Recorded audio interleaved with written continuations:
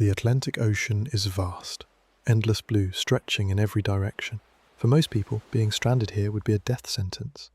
That Steven Callahan? He was about to rewrite every rule of survival.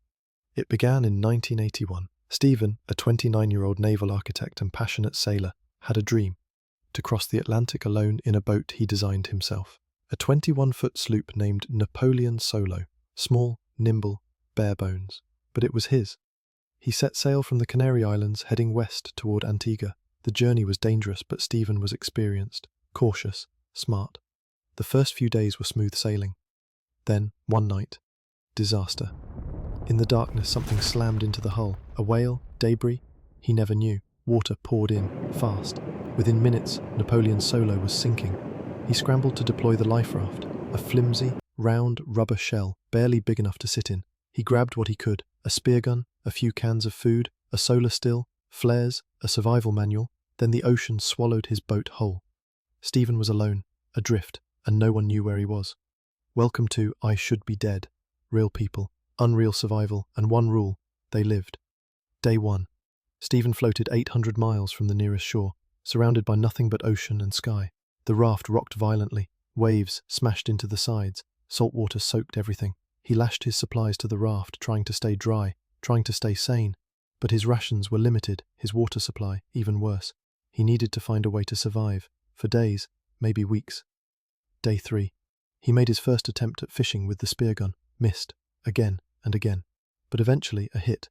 He caught a mahi-mahi. He ate it raw, slicing it with a makeshift blade. He wrote in a journal, sketched diagrams, counted days. He wasn't just trying to survive, he was trying to understand survival. Week 2. Storms battered the raft. Sharks circled below. His skin blistered from saltwater exposure. He couldn't stretch out to sleep, his body cramped, shaking with hunger and sunstroke. At night, he hallucinated. He saw lights, heard voices, but the only sounds were wind and waves. Week 3.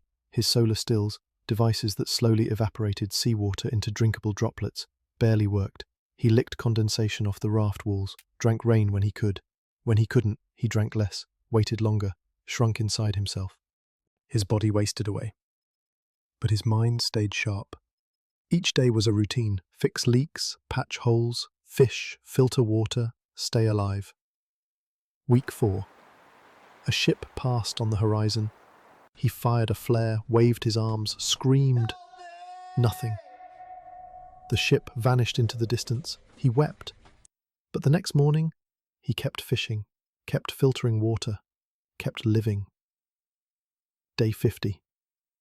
Steven had survived longer than almost anyone adrift ever had. His raft was torn, his supplies nearly gone, his body gaunt, ribs exposed, eyes sunken, but somehow he was still alive. Then, on day 76, he saw land. Fishermen near the island of Marie-Galante spotted him. They hauled him onto their boat, carried him to safety.